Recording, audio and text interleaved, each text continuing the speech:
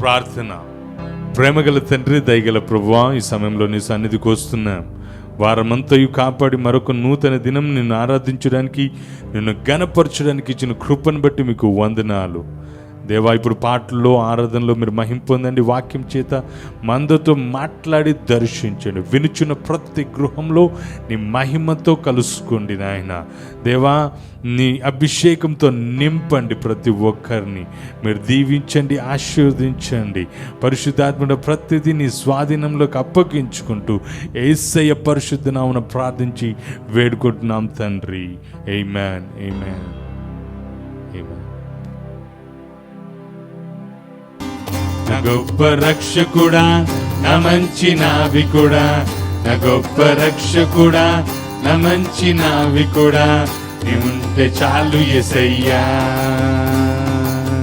నాకేమి కొదువలేదయ్యా. నీవుంటే చాలు యేసయ్యా, నాకేమి కొదువలేదయ్యా.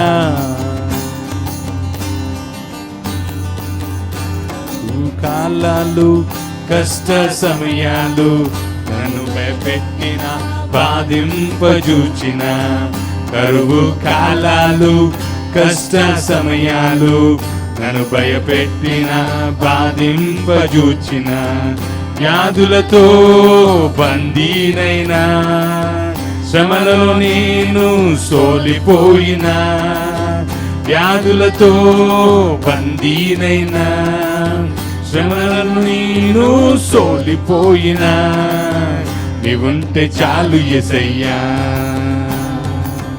నన్నేమి తాకలేదయ్యా. నీవుంటే చాలు యేసయ్యా, నన్నేమి తాకలేదయ్యా. నా గొప్ప రక్షకుడా, నా మంచి నావికుడా, నా గొప్ప రక్షకుడా, నా మంచి నావికుడా, నీవుంటే చాలు యేసయ్యా, నాకేమి కొదువలేదయ్యా. నీవుంటే చాలు యేసయ్యా, నాకేమి కొదువలేదయ్యా.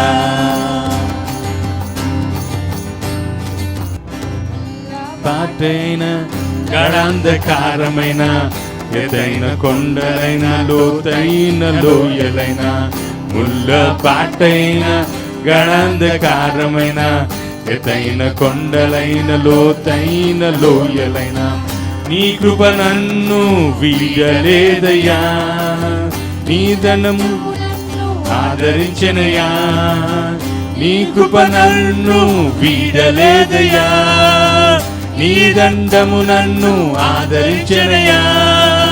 నీవుంటే చాలు యేసయ్యా, నన్నేది ఆపలేదయ్యా. నీవుంటే చాలు యేసయ్యా, నన్నేది ఆపలేదయ్యా. నా గొప్ప రక్షకుడా, నా మంచి నావికుడా, నా గొప్ప రక్షకుడా, నా మంచి నావికుడా, నీవుంటే చాలు యేసయ్యా, నాకేమి కొదువలేదయ్యా. నీవుంటే చాలు యేసయ్యా, నాకేది కొదువలేదయ్యా. నీవుంటే చాలు యేసయ్యా,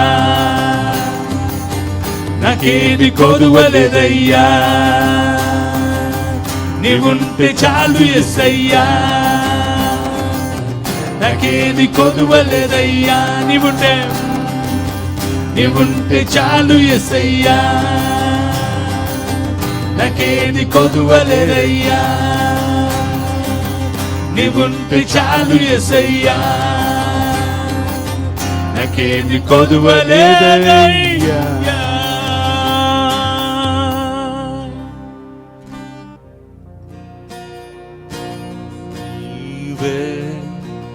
ఆశ్రయదుర్గం నీవే, నా సహాయం నీవే, కేడెము పాదము నీవే, నా దాగు స్థలము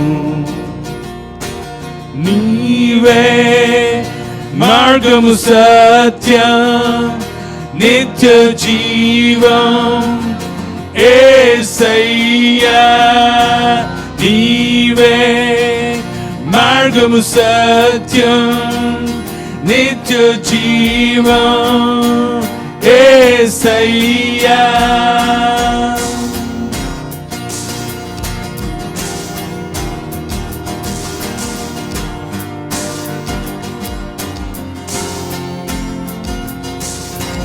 నీవే ఆదియు అంతం నీవే మారని దైవం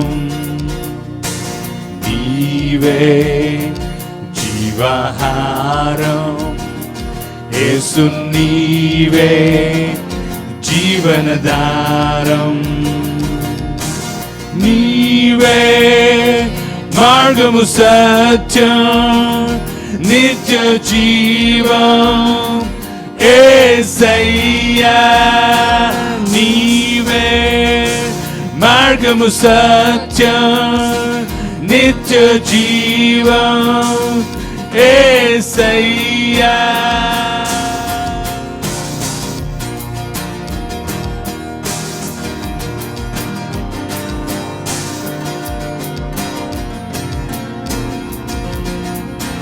నీవే రక్షణ శృంగం నీవే పునరుద్ధానం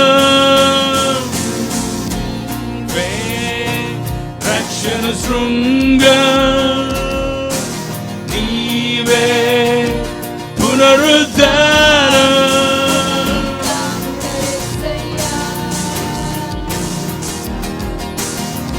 నా కొరకు బలి అయినా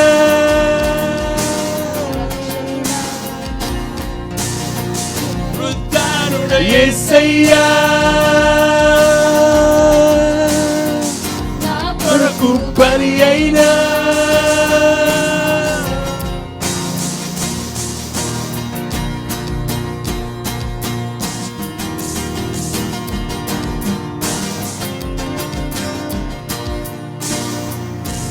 వంటి వారు లేరు యేసయ్యా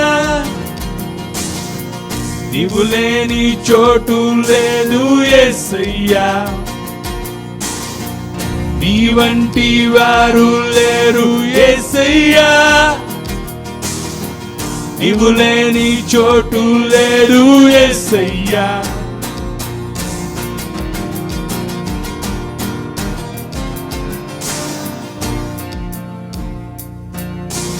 నీవే హృదయ ధ్యానం యేసు నీవే నా స్తోత్ర గానం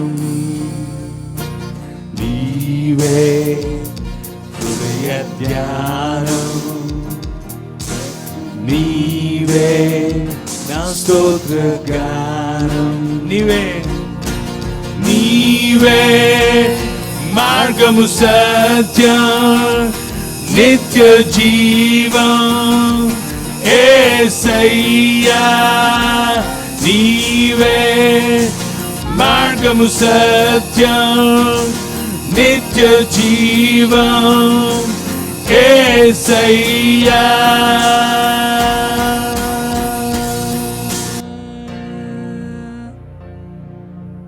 నీవే మార్గము సత్యం నిత్య జీవం యేసయ్యా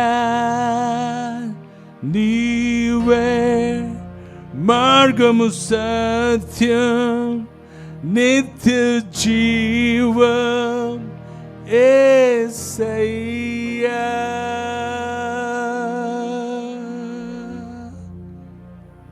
ప్రభుగల తండ్రి దయగల ప్రభువా ఈ సమయంలో నీ సన్నిధికి వస్తున్నాం పాటలున్నందుకు వందనాలు ఆరాధనలు మీరు మహిమ పొందినందుకు వందనాలు ఇప్పుడు మీ దాసు నిలబెట్టుకుని మా అందరితో మాట్లాడి దర్శించి నీ నామానికి శాశ్వత మహిమ తెచ్చుకోమని మమ్మల్ని మా సహవాసాన్ని చేతిలోకి అప్పగించుకుంటూ యేసే పరిశుద్ధ నామమున ప్రార్థించి స్తుతించి వేడుకుంటున్నాం తండ్రి ఆమేన్ ఆమేన్.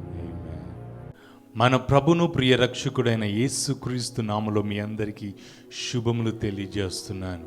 మరొక ఆదివారం మీ మధ్యకి ఇలా రావడానికి దేవుడు నాకు ఇచ్చిన కృపను బట్టి దేవునికి మహిమ, దేవునికి ఘనత కలుగునుగాక. మీరందరూ క్షేమంగా ఉన్నారని, ప్రభు కృపలో ఎదుగుచూ ఫలిస్తూ ప్రార్థనలు ఎడతెగక ఉంటూ విశ్వాసంలో స్థిరులుగా ఉంటున్నారని రూఢిగా నమ్ముచున్నాను. అయితే ఈరోజు వాక్య భాగంలో నుండి రోమిలకు రాసిన పత్రిక 8వ అధ్యాయం 13వ వచనం, మీరు శరీరానుసారముగా ప్రవర్తించిన ఎడల చావవలసిన వారయుందురు గాని ఆత్మచేత శరీర క్రియలను చంపిన ఎడల జీవించెదరు. ప్రార్థన. ప్రేమగల తండ్రి, దయగల ప్రభువా, ఈ సమయంలో నీ సన్నిధికి వస్తున్నాము. నీ వాక్యము చేత మమ్మల్ని దర్శించండి. నీ వాక్యం మమ్మల్ని జీవింపజేయును, నీ వాక్యం మమ్మల్ని బ్రతికింపజేయును. నీ వాక్యపు ప్రత్యక్షతల నుండి మమ్మల్ని కలుసుకోమని, దేవ వాక్యాన్ని గ్రహించే శక్తిని మాకు దయచేసి నీ నామానికి మహిమ తెచ్చుకోమని యేసు నామమున ప్రార్థించి వేడుకుంటున్నాం తండ్రి. ఆమేన్. ఆమేన్. ఈరోజు కొంతమందికి నేను చెప్పబోయే వాక్యము బాధ కలిగించవచ్చు. మరి కొంతమందికి అయితే అవును కదా, వాక్యం ఇలా సెలవిస్తుంది, నేను వాక్యానుసారంగా నడవలేకపోతున్నాను, ఇది మొదలుకొని నేను వాక్యానుసారంగా జీవించడానికి నేను ప్రయాసపడతాను, సిద్ధపడతానని తమను తాము అప్పగించుకుంటారు. అప్పగించుకున్న వారు ధన్యులు. ఈరోజు నా వర్తమానము జస్ట్ వన్ లాస్ట్ టైం, ఈ చివరిసారి, ఇదే చివరిసారి అని ఎంతోమంది తమను తాము నిర్ణయించుకొని ముందుకు సాగాలనుకుంటారు. కానీ మరలా రిపీట్ చేస్తూ ఉంటారు, మరలా అదే కొనసాగిస్తూ ఉంటారు. ఇది చివరిసారి, ఇదే చివరిసారి, ఇంకా మరలా ఎప్పుడు చేయనంటారు, మరలా చేస్తారు. దానిలో భాగంగా నేను చెప్పబోయే కొన్ని మాటలు జాగ్రత్తగా వినండి. ఇదే చివరిసారి, ఇదే చివరి ఆట, ఇదే చివరి అబద్ధం, ఇదే చివరి దొంగతనం, ఇదే చివరిగా నేను సినిమా చూస్తాను, ఇదే చివరి సీరియల్, ఇదే చివరి పఫ్, ఇదే చివరి పెగ్, ఇదే చివరి అప్పు, ఇదే చివరిసారిగా నేను వాష్రూమ్లో చేస్తాను, ఇదే చివరిసారి, ఇదే చివరిసారి నేను పార్న్ చూస్తాను, ఇదే చివరి, ఇంకా మరలా చూడను, ఇదే చివరిసారి నేను సుఖాన్ని అనుభవిస్తాను, ఇదే చివరి వెబ్ సిరీస్ అని చాలా మంది ఇదే చివరిసారి అని అప్పగించుకొని మరల యథావిధిగా చేస్తూ ఉంటారు. నేను ఈరోజు ఒక మాట చెప్పనివ్వండి, నేను ఇంకెప్పుడు ఇలాంటివి చెయ్యను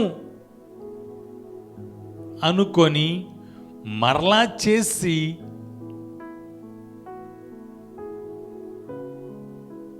నీ యొక్క మనస్సును చంపేసుకొని, మనస్సు నిందించినప్పటికీ మరలా చేస్తూ దేవుని అనుగ్రహం కోల్పోతూ ఉన్నారు. దేవునికి ఆయాసము కలుగజేస్తున్నారు.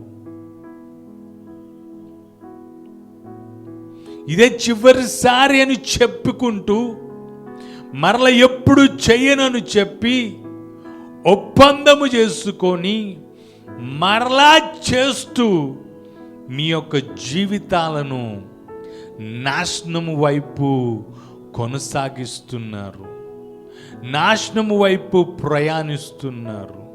వాని క్రియలు, వాని అలవాటు బట్టే వారి యొక్క వ్యక్తిత్వం కనపరచబడుతుంది.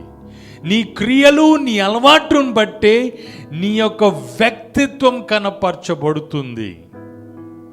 గురి గమ్యం ఏర్పరచుకున్నవాడు దాని దిశగా ప్రయాణము చేస్తాడు, దానికి ప్రయాసపడతాడు అది చేరటానికి. కానీ గురి గమ్యం లేనివాడు దేనికి పడితే దానికి తల వంచుతాడు, తన్ను తాను అప్పగించుకుంటాడు. ఇదిగో నేను ఇది చివరిసారి అని చెప్పి, లేకపోతే ఇది నేను చేస్తాను అని చెప్పి రోజుకోసారి పూటకోసారి తీర్మానము చేసుకొని దానిని పాటించకుండా, ఒక్కటి నెరవేర్చకుండా వ్యర్థమైన వాటి యందు ఆనందిస్తూ అతిశయపడుతూ ఉంటాడు. అది నీకు కడుపు నింపదు, నిన్ను బాగు చేయదు, చివరికి నాశనంలోనికి నెట్టి నీకు ఏడుపును కన్నీరుని మిగిల్చి అందరి దగ్గర చేయి చాపేటట్టు చేస్తుంది. అదే గురి గమ్యం కలిగిన వాడైతే దానిని చేరి తన తల ఎత్తుకొని అందరి ఎదుట ఘనత పొందుతాడు. గురి గమ్యం లేనివాడు తలదించుకొని అందరి ఎదుట చేయి చాపుతూనే ఉంటాడు. నువ్వు గేమ్స్ ఆడుకుంటావు, నీ దృష్టిని, నీ సమయాన్ని, నీ యొక్క అలవాటు, నీ ఆలోచన విధానాన్ని మార్చేస్తుంది. చివరికి ఆ గేమ్స్ నిన్ను ఆడుకుంటుంది. నువ్వు ఆడుకోవడం కాదు, తర్వాత నిన్ను లైఫ్ ఆడుకుంటుంది. మర్చిపోవద్దు, phone games will never ever take you to your destiny. ఈ ఫోన్ గేమ్స్ ఎప్పుడు కూడా నీ గమ్యాన్ని చేర్చవు. ఇన్స్టెడ్ నీ ఫ్యూచర్ నంతా కూడా ధ్వంసం చేసి పడేస్తుంది. రిలేషన్షిప్ అన్నది అందరూ దూరం అయిపోతారు, ప్రేమ ఉండదు, నువ్వు ఇగ్నరెంట్గా మారిపోతావు, ఒక మూర్ఖుడు వలె మారిపోతావు. నువ్వేం చేస్తున్నావో నీకు అర్థం కాదు. నీవు అనుకుంటావు నాకు ఫోన్ ఇంపార్టెంట్, ఈ గేమ్స్ ఇంపార్టెంట్ అనిపిస్తుంటుంది నీకు. ఈ ఫోన్ ఇంపార్టెంట్, ఈ గేమ్స్ నన్ను చాలా పీడించేస్తుందని నీకు తెలుసు, నీ భవిష్యత్తుని నాశనం చేస్తుందని నీకు తెలుసు. But still you are into it. నువ్వు దానిలో పడిపోయి ఒక మూర్ఖుడు వలె ప్రవర్తిస్తావు. ఇగో నువ్వు చేసేది సరి అయిందని నీకు అనిపిస్తుంది, కానీ చుట్టుప్రక్కనున్న వాళ్ళు, నీ తల్లిదండ్రులు, నీ బంధుమిత్రులు, నీ స్నేహితులు అన్న వారందరూ ఏంటి ఇంత మూర్ఖుడుగా ప్రవర్తిస్తున్నాడు అని వారు అనుకుంటారు. వారికి తెలుసు, కానీ నీకు తెలియదు. నువ్వు మూర్ఖుడిగా ప్రవర్తిస్తున్నావని నీకు తెలియదు, కానీ చుట్టుప్రక్కన వారందరూ కూడా ఎంత బాధ కలిగిస్తుందో తెలుసా, ఎంత వేదన కలిగిస్తుందో తెలుసా. నీ తల్లిదండ్రులకు, నీ యొక్క సహోదరులకు ఎంత వేదన కలిగిస్తుంది తెలుసా. నీ మూర్ఖపు ఆలోచన చేత, ఆ ఫోన్ గేమ్స్తో నిండిపోయి నీ ఆలోచన, నీ దృష్టి అంతా ఆ గేమ్ని గెలవాలని ప్రతిదీ వ్యర్థముగా ఆలోచిస్తావు. ప్రతిది కూడా నెగ్లిజెంట్గా, తృణప్రాయంగా తీసి పడేస్తావు. వీరికి ఏం తెలుసు అని చిన్న చూపుతో వారిని ఇలా తీసి పడేస్తావు. కానీ తల్లిదండ్రులకు తెలుసు, నీ యొక్క ఫోన్ గేమ్స్తో, లేకపోతే ఆ గేమ్స్తో, వీడియో గేమ్స్తో నీ లైఫ్ నాశనం అయిపోతుంది, నీ భవిష్యత్ అంతా కూడా నాశనంలోనికి నెట్టివేస్తుందని తెలిసి ఏడ్చినా కూడా నువ్వు పట్టించుకోవట్లేదంటే నువ్వు ఎంత మూర్ఖుడు ఒక్కసారి ఆలోచించు. నీ మూర్ఖపు ఆలోచన, నీ మూర్ఖపు ప్రవర్తన, ఆ కాఠిన్యం చేత నీ హృదయం నిండిపోయి బూతులు తిట్టేయడము, లేకపోతే ఇష్టం వచ్చినట్లు ప్రవర్తించి వారికి ఆయాసం కలిగిస్తే నీకు ఆనందమే? నీ భవిష్యత్తులో దేవుని దీవెన ఉంటుందా? ఆశీర్వాదం ఉంటుందా? ఉండదు. తల్లిదండ్రులను ఆయాస పెట్టువాడు ఎన్నడూ కూడా సంతోషంగా ఉండలేడు. రాసి పెట్టుకో. బైబిల్ చెప్తుంది, నేను కాదు చెప్పేది. ఫోన్ గేమ్స్ నిన్ను ఒక మూర్ఖుడిగా తయారు చేసి నీ భవిష్యత్ గురించి ఆలోచించలేకుండా చేస్తుంది.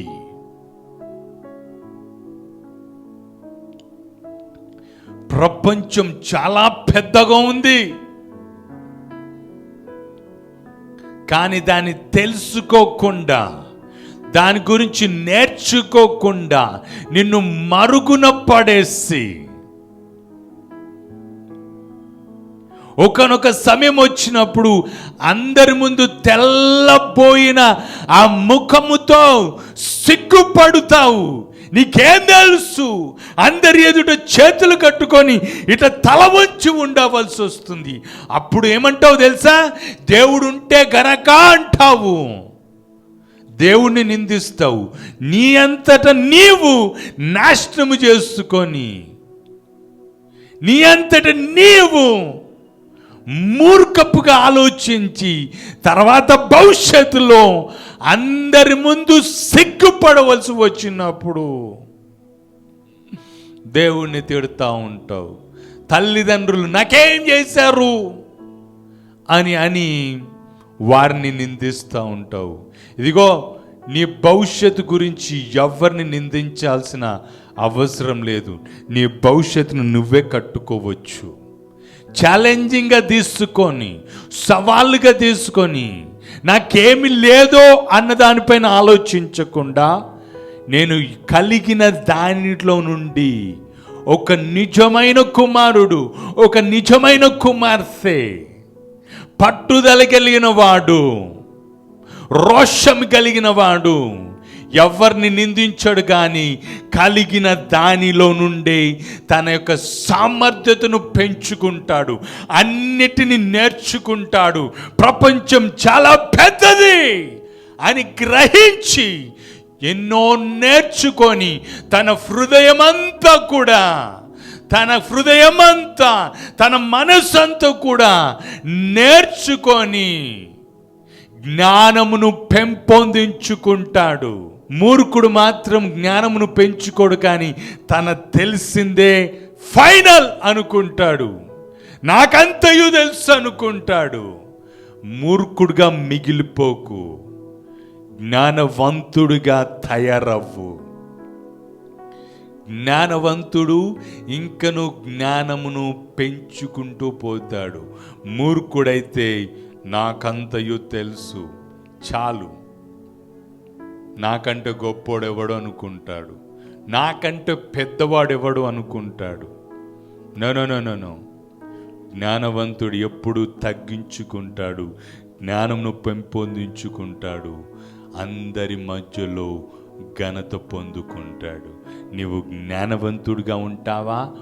మూర్ఖుడిగా ఆ ఫోన్ గేమ్స్తో, నీ వీడియో గేమ్స్తో నీ కాలక్షేపం చేసి భవిష్యత్తును నాశనం చేసుకుంటావా? రెండోదిగా అబద్ధము. నీవు అబద్ధం ఆడుట చేత ఒక వ్యక్తి, ఒక కుటుంబము, ఒక సమాజమునే కూల్చివేస్తుందంటే అబద్ధమును మానుకుంటే మంచిది. కొంతమంది ఎంత పెద్ద మనసు కలిగిన వారు ఉంటారు తెలుసా? ఎంత విశాలమైన హృదయం కలిగి ఉంటారు తెలుసా?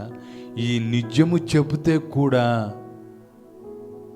ఆ కుటుంబం నాశనం అయిపోతుందంటే తను బాధపడిన పర్లేదు, కానీ దానిని అణిచివేసుకొని మౌనంగా ఉంటాడు. నిజముగా పెద్ద హృదయం కలిగిన వారు, పెద్ద పెద్ద మనసు కలిగిన వారు నిజము చెప్పవలసి వచ్చినప్పటికీ, ఇదిగో నేను బాధపడతానేమో ఈ నిజం చెప్పకపోతే, నేను అనుభవించాల్సి వస్తుందేమో ఈ నిజం చెప్పకపోతే అన్న కూడా ఆ బాధను మౌనంగా అనుభవిస్తాడు, కానీ నిజాన్ని మౌనంగా వహిస్తాడు. ఈరోజు నిజమే కాదు, అబద్ధము చెప్పేసి కూడా కుటుంబాలని, వ్యక్తుల్ని, సమాజాన్ని కూల్చేసి ఆనందపడే వాళ్ళు చాలామంది ఉన్నారు. ఒక వ్యక్తికి ఇంకో వ్యక్తికి కొంచెం బాధ కలిగితే మధ్యలో అగ్గి పెట్టేసి పెట్రోల్ పోసి ఇంకా వేడెక్కింపజేసి వైరము పెంచేవారు చాలామంది ఉంటున్నారు. కానీ బైబిల్ ఏం చెప్తుంది తెలుసా? సమాధానపరచువారు ధన్యులు. సమాధానం, let's be a peacemakers. మూడోదిగా దొంగతనం. నీది కానిది నీవు అనుభవించడానికి మంచిది కాదు. చిన్న చిన్న వాటి విషయంలో కూడా నమ్మకంగా ఉండాలి. ఈ దొంగతనం, ఇదే చివరి దొంగతనం అంటారు. ఇంకా నేను ఎప్పుడు చేయను, ఈ చిన్నదాన్ని సమర్థించుకుంటారు. చిన్న చిన్న విషయాల్లో కూడా నమ్మకంగా ఉండాలి. నీది కానిది నువ్వు అనుభవించకూడదు. అది నీకు మంచిది కాదు. అది ఎప్పుడు నిన్ను నిందిస్తుంది. అయ్యో ఎందుకు చేశానని నీ హృదయం నిందిస్తుంది. మూర్ఖుడికైతే అది పట్టించుకోడు, మనసునకు కూడా రాదు.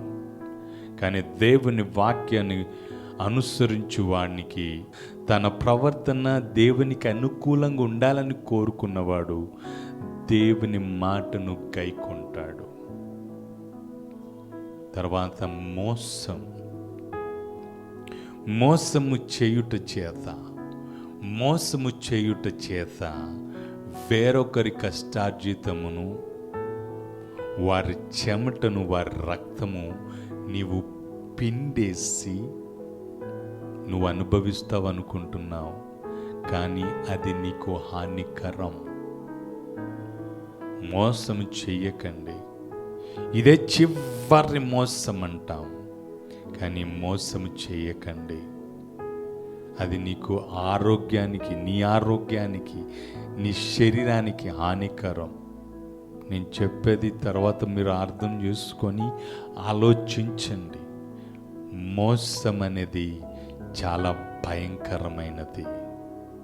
వారి కష్టార్జితాన్ని, వారి యొక్క రక్తాన్ని పిండేసి నువ్వు అనుభవించాలనుకోవడం పొరపాటు. నీతి నిజాయితీ చేత కొంచెమైనను అది నీకు తృప్తినిస్తుంది. అది నీకు తృప్తినిస్తుంది. అది నీ ఆరోగ్యానికి మంచిది, నెమ్మది కలుగు చేస్తుంది, సమాధానం కలుగు చేస్తుంది. ఎవరిని మోసం చేయకండి. చిన్నదైనా పెద్దదైనా మోసము చేయకండి. తర్వాత మూవీస్ అండ్ సీరియల్స్. ఈ సినిమాలు అనేది నీ సమయాన్ని, నీ బలాన్ని దొంగిలించేస్తుంది.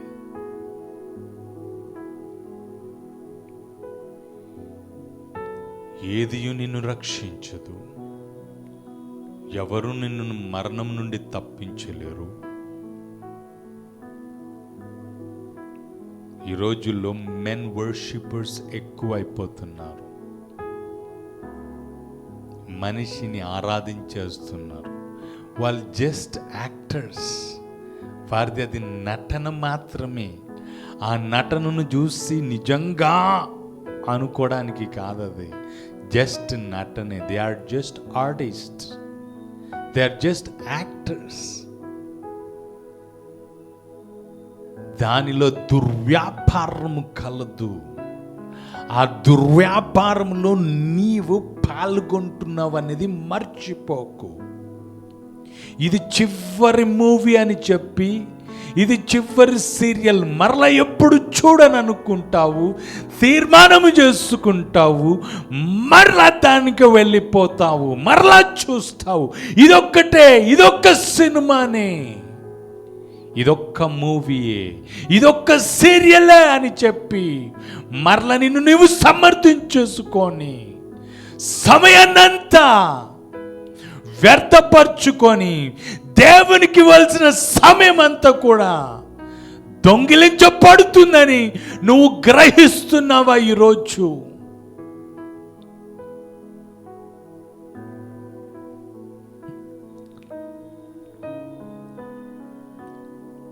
మూవీస్ 3 గంటలు, సీరియల్ దినదినము, టైం కాగానే పరుగున దాని ముందు కూర్చొని ఆ ఇమోషన్స్కి నువ్వు ఏడుస్తావు, ఆ ఫైట్స్కి నువ్వు రెచ్చిపోతావు. ఏంటి నీ సమయం ఎంత దొంగిలించబడుతుందో తెలుసా? అపవాది ఎంత శోధించి సులువుగా చిక్కులో పెట్టు పాపములోకి నువ్వు ఈడ్చబడుతున్నావో ఒక్కసారి గ్రహించగలుగుతున్నావా? మూవీసే కదా, కాదు, దానిలో దుర్వ్యాపారం కలదు. ఆ దుర్వ్యాపారం ముందు నువ్వు పాల్గొని దానిలో ఆనందిస్తున్నావు. ఆ చెడు చూపులు, ఆ చెడు ఇమోషన్స్ రెచ్చగొట్టే దానిలో నీవు ఆనందిస్తున్నావు. జస్ట్ వన్ లాస్ట్ టైం అని చెప్పి మరలా దానిలోకి వెళ్ళిపోయి అది చూస్తూ ఉండిపోయి సమయమును వ్యర్థము చేసుకొని వారిని ఆరాధిస్తున్నావు, వారిని హృదయంలో పెట్టుకుంటున్నావు. తెలియని రీతిగా నువ్వు చూసుకో, తెలియని రీతిగా నీ హృదయంలో వారు గూడు కట్టుకొని ఉన్నారు. దేవుని ఆలయం ఇది. దేవుడు ఉండవలసిన స్థానములో మరెవరున్నారు? మరి ఏది పీడిస్తుంది నిన్ను? నేను ఈరోజు గట్టిగా మాట్లాడుతున్నానని అనుకోద్దు. ఎందుకు ఇంత గట్టిగా ఒర్రుతున్నాడు అని మీరు అనుకోకండి. దయచేసి ఇదొక చివరిసారని నువ్వెన్నిసార్లు దేవునితో ఒప్పందం చేసుకున్నావు, మరలా దానిలోకి వెళ్ళిపోతున్నావు, ఆ దుర్వ్యాపారంలో నువ్వు పాల్గొంటున్నావు. ఎంత విచారకరం, ఎంత విచారకరం. శరీరానుసారులు చచ్చిపోతారు, ఆత్మానుసారులైతే శరీరంను చంపుకొని జీవిస్తారు, జీవించదరు.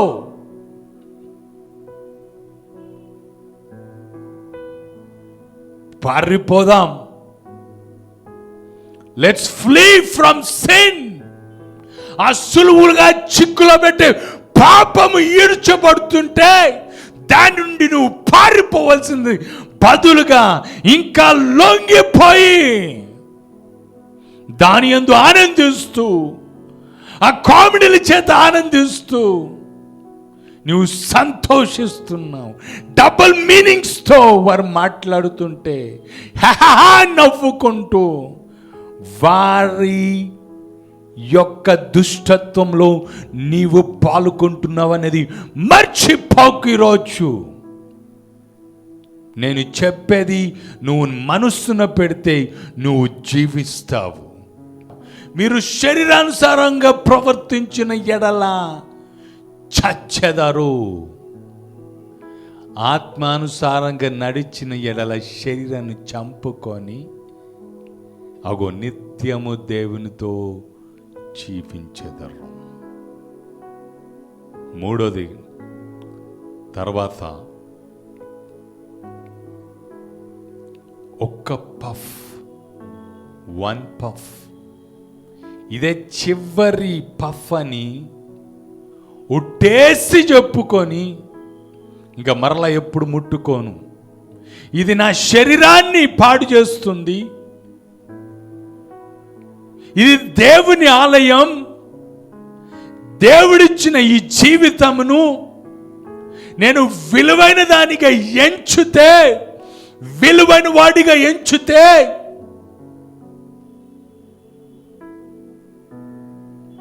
నువ్వు దేవుని ఆలయంను పాడు చేసుకొనవు. ఒక్క పఫ్ తీసుకునేటప్పుడు నీ జీవితం ఎంత విలువైనదో అని ఆలోచిస్తే దానిని అసహించుకుంటావు, దానికి దూరంగా ఉంటావు. ఇదిగో నా పిల్లలను నేను అనాథలుగా ఉంచను, నా కుటుంబం నేను అనాథంగా మిగిల్చను. ఇదిగో ఈ దేవుడిచ్చిన ఈ లైఫ్, దేవుడిచ్చిన ఈ జీవితాన్ని నేను కాపాడుకుంటాను. ఇంకా చివరి పఫ్ను కూడా దానిని జోలికి వెళ్ళవు, చివరి పఫ్ను కూడా అనవు. లేని ఎడల ఇది చివరి పఫ్ అంటావు, మరలా ఆ చివరి పఫ్కి మరలా మొదలు పెడతావు, ఒకటి బదులుగా 2 పెంచుతావు. నీ యొక్క గుండెను, నీ యొక్క లంగ్స్ని, నీ యొక్క ఊపిరితిత్తుల్ని పాడు చేసుకొని, ఎందుకయ్యా, ఎందుకమ్మా?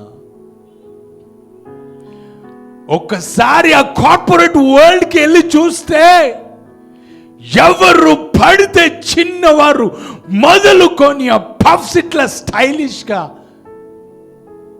ఊదుతూ గాలిలోకి రింగ్స్ ఊదేస్తూ ఉంటారు. ఏదో స్టైలిష్ అనుకుంటారు. ఇది దేవుడిచ్చింది. ఈ శరీరం విలువైనది, ఈ జీవితం విలువైనది అని నీకు అనిపిస్తే దానిని తృణప్రాయంగా తీసి పడేసి అసహించుకొని ఛీ ఛీ అని కొట్టి, నా కుటుంబానికి ఇది దూరం చేస్తుందా, ఈ చిన్న ముక్క నా కుటుంబాన్ని దూరం చేస్తుందా, నా దేవునికి దూరం చేస్తుందా, నా కుటుంబానికి దూరం చేస్తుందా, ఈ చిన్న ముక్క అనిపిస్తే దానిని అసహించుకోవడం మొదలు పెడతావు. నీ జీవితం యొక్క విలువని నీకు అర్థమైతే దాని నుండి దూరంగా పారిపోతావు, అసహించుకుంటావు, చీకొడతావు. ఎస్, ఈరోజు నువ్వు అసహించుకున్నా పర్వాలేదు. ఈరోజు నువ్వు నన్ను చూసి ఎంత బాధపడినా పర్వాలేదు. నీ లైఫ్ గురించి నీవు ఆలోచించుకో, నా గురించి ఆలోచించేదానికంటే. నీ కుటుంబాన్ని అనాథలుగా ఉంచకు.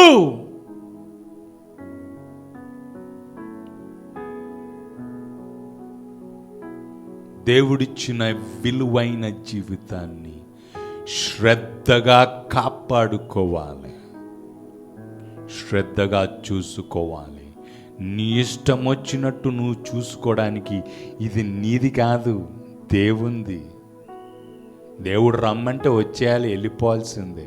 కానీ పరిశుద్ధత లేకుండా దేవుణ్ణి చూడలేరు. Without holiness you can see the Lord. దేవుని చూడలేరు. సులువుగా చిక్కులో పెట్టు పాపమునకు ఈడ్చబడుచున్న ఈ రోజుల్లో నీవు ఎలాగ జయించవచ్చు ముందు ముందు చెబుతాను. దయచేసి మర్చిపోకండి, దయచేసి జాగ్రత్త వహించండి. ఇదిగో మరలా చెప్తున్నాను ఇంకొకటి, ఇదే లాస్ట్ పెగ్ అంటాడు. ఆ లాస్ట్ పెగ్ ఫుల్గా తాగేస్తాడు. ఇంటికి బీదరికాన్ని కొని తెచ్చుకుంటాడు. ఇంట్లో సమాధానం ఉండదు, శాంతి ఉండదు. ఆ వాసన ఎదుటోడికి ఎంత చిరాకు కలగజేస్తుంది. నిన్ను బట్టి ఇంకొకడికి ఎంత ఆయాసం కలుగుతుంది. నిన్ను బట్టి నీ కుటుంబం ఎంత పేదరికంలో నెట్టివేయబడుతుంది. ఒక్క లాస్ట్ పెగ్ అని చెప్పి ఇంకా తాగుతూ తాగుతూ తాగుతూ తాగుతూ తాగుతూ తూలిపోతూ ఎక్కడ పడితే అక్కడ పడిపోతూ అందరి చేత ఎందుకు బతుకుతున్నాడు వీడు ఆడికి అర్థం కావట్లే అన్నట్టు. ఎందుకు ఆ లైఫ్? దేవుడిచ్చింది జాగ్రత్తగా చూసుకుందాం. తర్వాత అప్పులు, ఇదే చివరి అప్పు అని చెప్పి, ఇదిగో నిన్ను నీవు తృప్తి పొందటానికి అప్పులు చేసేసి, పప్పు కూడా అంటారు కదా, అప్పులు చేసేసి నీ కష్టార్జితం అంతా కూడా వడ్డీకే చెల్లించేస్తుంటే, పిల్లలకు ఆస్తులకు బదులుగా అప్పు ఆస్తి ఇస్తే ఎందుకు బ్రతికి అనిపిస్తుంది. తర్వాత పిల్లలకి అనిపిస్తుంది తర్వాత, ఏంటి అప్పులు ఆస్తిగా ఇస్తాడా మా నాయన అనుకొని వారు ఎంత బాధపడతారు.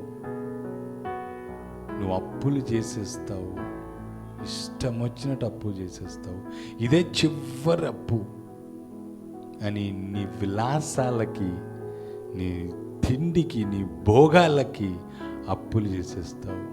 ఒక మాట చెప్పనండి, హౌస్ లోన్స్ వేరు, కార్ లోన్స్ వేరు. హౌస్ లోన్స్ వేరు, చదువుకోవడానికి లోన్స్ పెట్టడం అది వేరు. అది మీకు ఆస్తులు మిగులుస్తాయి. చదువు రేపొద్దున నిన్ను బాగు చేస్తుంది, ఆ లోన్స్ వేరు.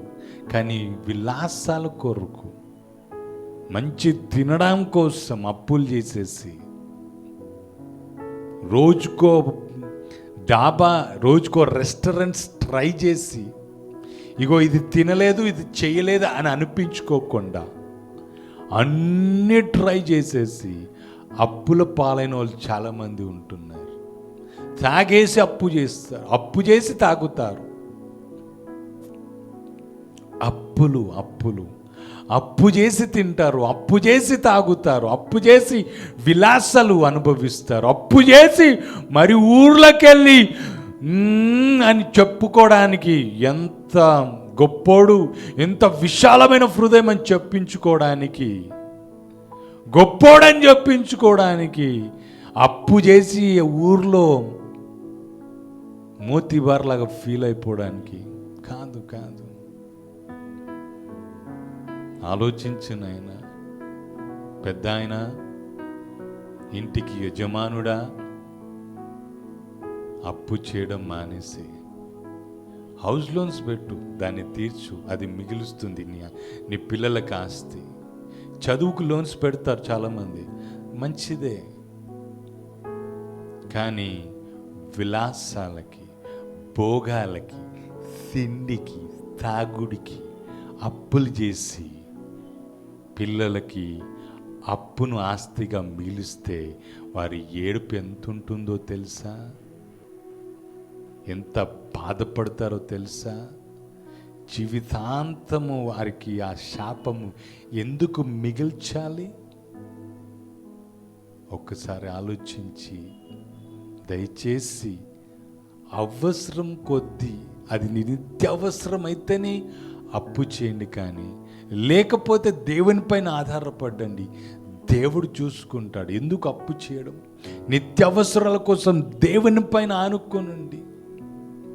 దేవుడు ఆ కాకోలం చేత ఏలియాని పోషించినవాడు, పిచ్చుకలకు ఆహారం పెట్టినవాడు, నీకు పెట్టడా? పెడతాడు, పెడతాడు. నువ్వు ఆకలి కొనకుండా చేస్తాడు. కానీ నీ అంతటి నువ్వే పరిగెత్తితే నువ్వు నష్టపోతావు, పిల్లలకు ఏడుపుని మిగిలుస్తావు. తర్వాత ఇది చాలా విచారకరమైనది, చెప్పకూడదు కానీ చెప్పేస్తాను. నేను ఇదేని ఈరోజు దాచిపెట్టదలుచుకోలేదు. యవనస్తులైన వారు ఆ వాష్రూమ్లో సమయాన్ని గడుపుతారు. ఇదే లాస్ట్ అనుకుంటారు, కానీ దాని చేత పీడించబడతారు.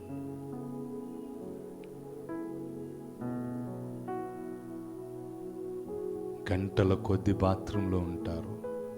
ఆ వాష్రూమ్లో ఉండి ఏం చేస్తూ ఉంటారు? అది దేవునికి అయిష్టమైన కార్యం, దేవునికి కోపాగ్ని తెచ్చే కార్యం.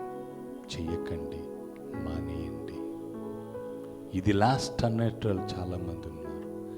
ప్లీజ్ దాని నుండి బయటికి రమ్మ. నీకు ఎక్కువ మాట్లాడను. తర్వాత వాచింగ్ పార్న్. ఆ టీవీస్లో నగ్నంగా కనపడేవి చూస్తూ తృప్తి పొందుతున్నాం అనుకుంటారు. ఒక మాట చెప్పనా, చూసి చూసి ఇంకా చూసి ఇంకా చూసి అసలైన సమయము, అనుభవించే సమయం వచ్చినప్పుడు తృప్తి పొందక ఎక్కడికో వెళ్తారు, ఎవరి దగ్గరికో వెళ్తారు, కానీ తృప్తి దొరకదు. ఎవరితో పడితే వాళ్ళ దగ్గరికి వెళ్దాం అనుకుంటారు, తృప్తి పొందరు. ఎవరితో పడితే వాళ్ళ దగ్గరికి వెళ్ళిపోదామని చూస్తారు. ఏ బాడీస్ని చూసినా, ఏ శరీరాలని చూసినా తృప్తి కలగదు. వాచింగ్ పాయింట్స్ చూస్తూనే ఉంటారు, చూపిస్తూనే ఉంటుంది. ఇదిగో ఇంకా శ్రేష్టమైనది, ఇంకా ఇంకా ఇంకా అంటుంది. కానీ అస్సలైన సమయం వచ్చినప్పుడు నువ్వు ఆనందించలేవు. ఫ్యామిలీ లైఫ్ని, ఫ్యామిలీలో ఉండవలసినది ఉండకుండా తృప్తి ఎక్కడో పొందాలనుకుంటావు, కానీ లాస్ట్కి నిరాశనే మిగులుతుంది. Watching porn is injurious to your eyes. తృప్తినివ్వదు, ఆనందాన్నివ్వదు. ఇంకా ఇంకా కోరుకుంటుంది, ఇంకా శ్రేష్టమైనది కోరుకుంటుంది, ఇంకా ఇంకా కోరుకుంటుంది. ఎక్కడి పడితే, ఎవరి దగ్గరికి వెళ్తే వారి దగ్గరికి వెళ్ళిపోతుంది. తృప్తి ఉండదు. సరిపోదు.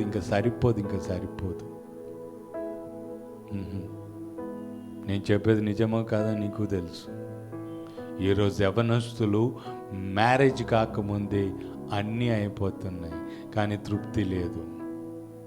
అస్సలైన సమయం, మ్యారేజ్ వచ్చే సమయంకి తృప్తి పడట్లేదు.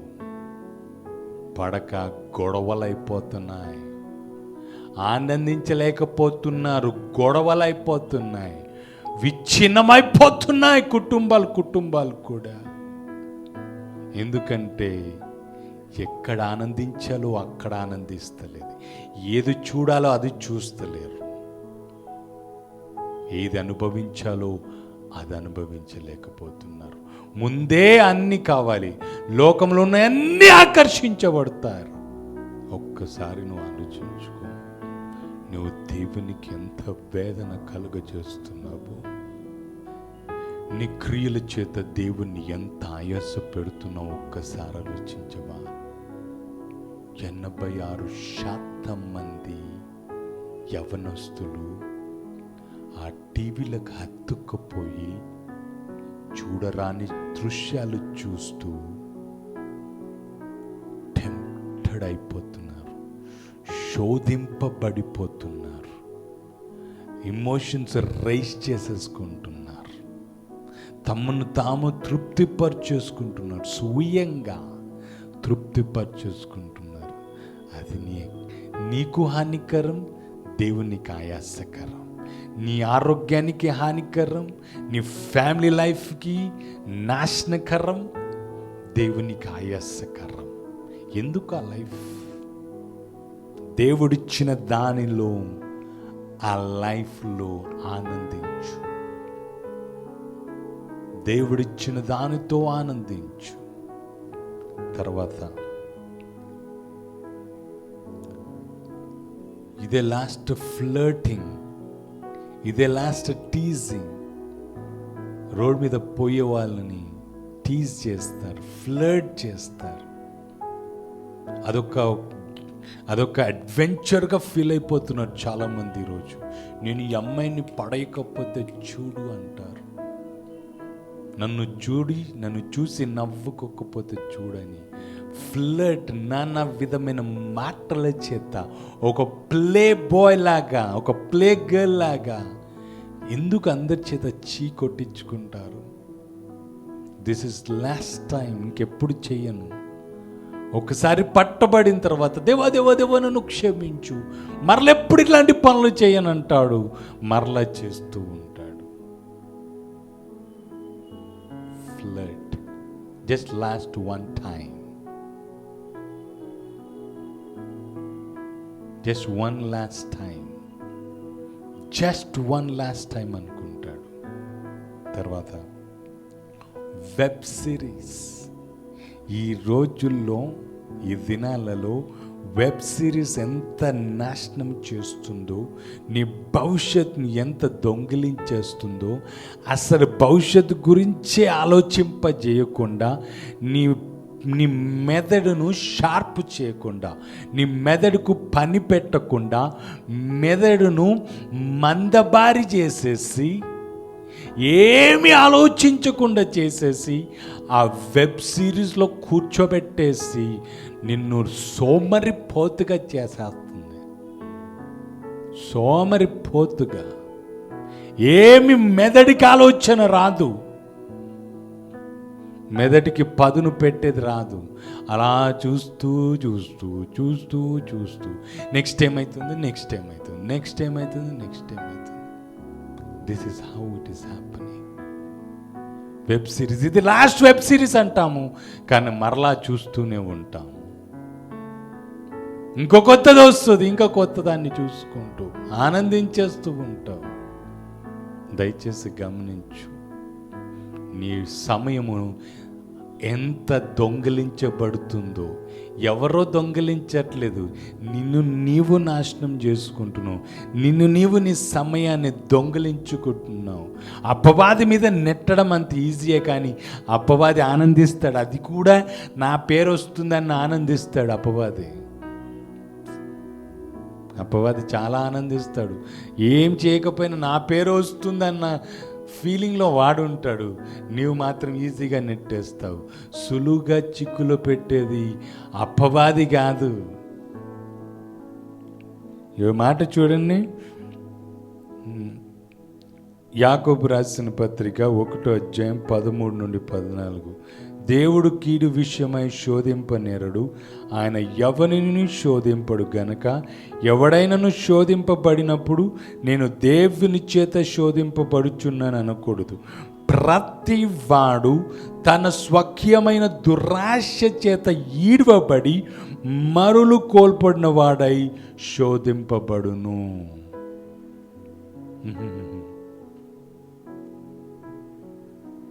స్వకీయమైన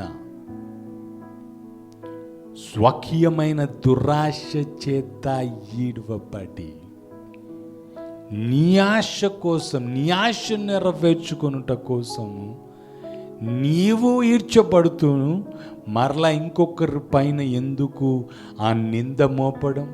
తల్లిదండ్రులను ఎందుకు నింద మోపడం? తల్లిదండ్రుల పైన ఎందుకు నింద మోపడం? నీ చుట్టుపక్కనున్న పరిసరాలను బట్టి నువ్వెందుకు వాళ్ళని నిందిస్తావు, వీళ్ళని నిందిస్తావు? చాలామంది ఏమంటారు తెలుసా, ఫెయిల్ అయితే, అగో మా టీచర్ మంచి చెప్పలేదు అని అంటారు. మా టీచర్ మంచి టీచ్ చేయలేదు, ఈ సబ్జెక్ట్ టీచ్ చేయలేదని అలా నిందిస్తారు. There are ways to learn, చాలా ఉన్నాయి నేర్చుకోవడానికి, కానీ దాన్ని బట్టి ఆలోచించరు, దాని ప్రయాసపడవు, దానికి నీ ఇష్టాన్ని నెరవేర్చుకోవడానికి నువ్వు ప్రయత్నిస్తూనే ఉంటావు. నీ దురాశ చేత ఈడ్చబడి నువ్వు ఆ దురాశని, ఆ ఆశని నెరవేర్చుకుంటావు. చివరిగా ఆశను నెరవేర్చుకుంటావు, ఆ సుఖాన్ని తీర్చుకుంటావు.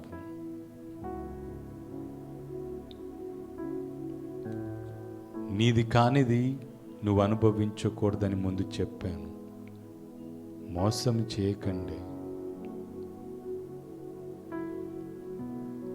సుఖము నెరవేర్చుకొనుటకు, సుఖమును తీర్చుకొనుటకు నీ యొక్క నిబంధనని తెంచేసుకుంటున్నావు.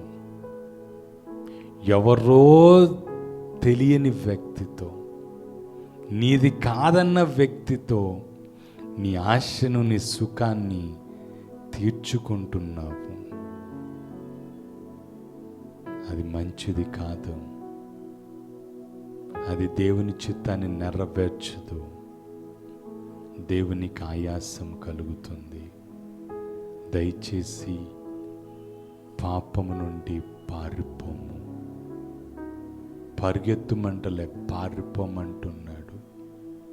నిన్ను బ్రతికించదది, నశింపజేస్తుంది, నరకంలో నెట్టివేస్తుంది.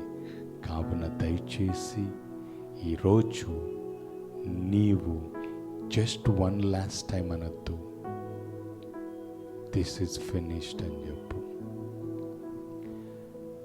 సేయింగ్ ఒక్క మాట, ఇది చివరిసారి అని చెప్పకు, కానీ సమాప్తమైంది నా జీవితంలో, దీనిని ముగించేస్తున్నానని చెప్పి టాటా బాయ్ బాయ్ చెప్పినవాడు ధన్యుడు. దేవుడు వాణ్ణి కనపరుస్తాడు. నీవు అన్నిటి నుండి దూరంగా పారిపోయి ఇది సమాప్తమైందని చెప్పేసేయి. దేవుడు నిన్ను తగిన సమయంలో హెచ్చించి నడిపిస్తాడు. మూర్ఖుడిగా మిగిలిపోకు, జ్ఞానవంతుడిగా నీవు తీర్చబడి అనేకుల ఎదుట నీవు ఘనత పొందుమని ప్రాధేయపడుతున్నాను. నా ప్రార్థన చేసుకుందాం. ప్రేమగల తండ్రి, దయగల ప్రభువా, ఈరోజు నీవు మాతో మాట్లాడావు. మమ్మల్ని అందరినీ మీ చేతులకు అప్పగించుకుంటున్నాం. కూడి వచ్చిన ప్రతి ఒక్కరిని మీరు దీవించండి. ప్రతి గృహాల్లో తండ్రి నీ కృప, మెండైన ఆశీర్వాదము, దీవెనల వారి పైన ఉంచి నడిపించుమని ప్రార్థన చేస్తున్నాం. నీ కృపతో ప్రతి ఒక్కరిని, ప్రతి గృహాన్ని కలుసుకోమని మరొకసారి మమ్మల్ని, మా సహవాసాన్ని నీ చేతులకి, మీ కృపగల హస్తాలకు అప్పగించుకుంటున్నాం. అలాగే తండ్రి దేవా, ప్రార్థనలో ఎడతెగక ఉండి దేవా నీ నుండి దేవా జవాబులు పొందుకునేటట్టు కృపను దయచేయండి. అలాగే తండ్రి ప్రతి ఒక్కరికి దేవా ప్రతి విధమైన సమస్యల నుండి విడిపించండి, రోగం నుండి స్వస్థపరచండి, ప్రతి బలహీనతలో తండ్రి శక్తిని దయచేయండి. ప్రతి ఒక్కరిని దర్శించు నాయన.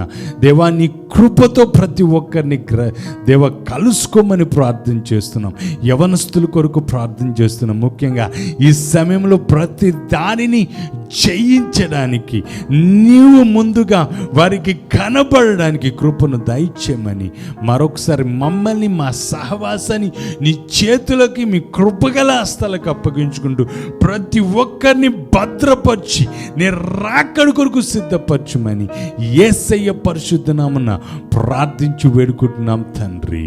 ఆమేన్. మన తండ్రి అయిన దేవుని ప్రేమయు, ప్రభువైన యేసుక్రీస్తు కృపయు, పరిశుద్ధాత్మ దేవుని అన్యోన్య సహవాసం ఇప్పుడు ఎల్లప్పుడు మనందరికీ సదాకాలం ఆయన కృప తోడై ఉండును గాక. ఆమేన్. ఆమేన్.